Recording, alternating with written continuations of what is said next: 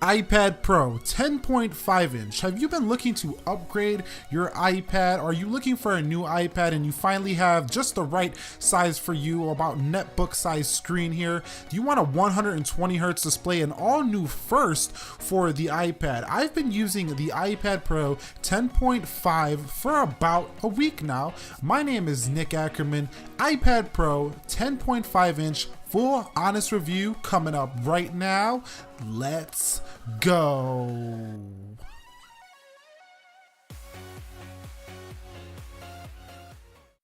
So this is the iPad Pro 10.5 inch, and on first impressions, you're probably going to notice that it looks pretty much similar to every other iPad that came before it, being the iPad Air, the iPad Air 2, the iPad Pro. Even the iPad minis look quite similar to this iPad, but when you go over to the front, you're going to see that bezels have been reduced here on the iPad Pro, making for a little bit of a more expansive, more immersive screen experience here for the new iPad Pro 10.5 inch edition. Now, in terms of durability and size and portability, this is a bigger iPad than before, as you can see me demonstrating right here. This is definitely not going into the pockets like maybe an iPad mini could, but overall it is going to be pretty compact and portable, definitely lighter than most of the MacBooks. The only MacBook that will come close to this in weight is the 12-inch MacBook, so pretty portable and durable overall. Now, in terms of that display, here is a nice upgrade here. We go up to 600 nits of brightness here. We still keep the True Tone functionality as well as a P3 wide color gamut display, making for one of the best RGB accurate displays if you're going to be doing photo editing and video editing on your iPad. You're not going to get too much heavy video editing done, but that 120 hertz refresh rate is also new here, which basically makes this screen operate just like butter. So I think you are going to love this screen if you do like a smooth buttery screen here for your iPad. Now, whether you're watching videos, reading, or doing whatever outdoors, that new high brightness nits is really going to help out. As you can see, you can still see the screen,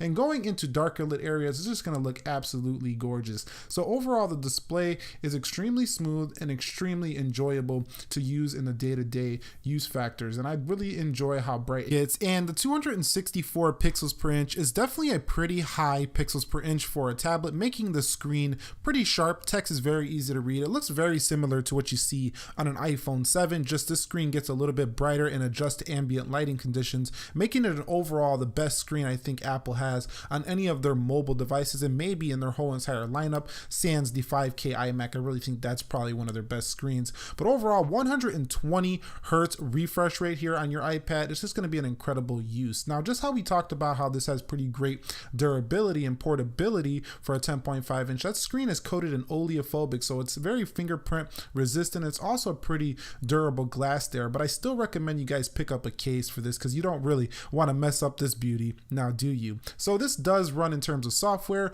iOS 10.3.2 out of the box. We all know what iOS 10 offers, the new control center as well as widgets and things of that nature. Same old control center, swipe right to left, but where this is really going to improve is when we get to iOS 11, but that's not coming till later this fall. So there is a few features that come with the iPad, such as the split view mode here on iPad. You can't find this in iPhones. This is a very useful feature if you want to get some productivity based things done. And you could also do split view within Safari, so you can have two Safaris knocked side by side, making for another use of productivity here on the iPad. And also, Apple has said to improve the keyboard on the 10.5, making it a wider experience, and I found this to be true. It does feel like a more of a full keyboard. There's still not all the shortcuts and the shift keys like you would have on a full on keyboard, but getting into the internal specs, we're looking at an A10X CPU, 4 gigs of RAM, and 12 core graphics here. Now, talking about performance, I have done some speed tests already. You can see it against the 7 Plus, the iPhone SE. You can also see it against the iPad Pro 9.7 and see that the speed on this thing is just ridiculous. It's a monster in speed. One of the fastest devices I have ever used ever. Like, period, one of the fastest devices ever. Whether you are browsing the web and just reading articles on the day-to-day, you can also be doing things like gaming in the background, and it's going to hold those things as well. So you could be playing Need for Speed, for example. That's going to be no issues running here. Graphics are going to look great. You can be typing out a web document or pages right here where you can go ahead and save your work on the iPad when you're done with it, or you could be drawing here with the Apple Pencil, and this is also going to run extremely smooth with its new layout latency factor. Even they included the new Touch ID 2nd generation scanner here for the iPad. So overall, everything just feels extremely fast. And with 4 gigs of RAM, this is definitely faster than most PCs with 4 gigs of RAM. With the 120 hertz display, multitasking is just a champ as well. And I expect this only to improve with iOS 11.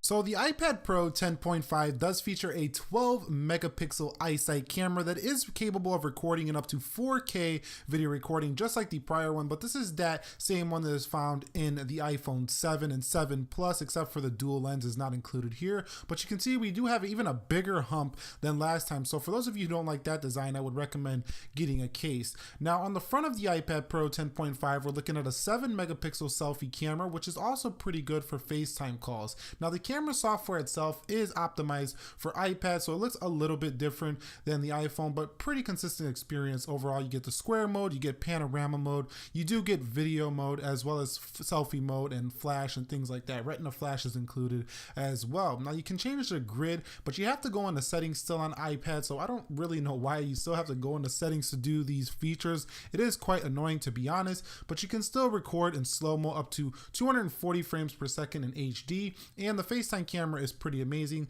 Let's go ahead and check out some of the samples right now.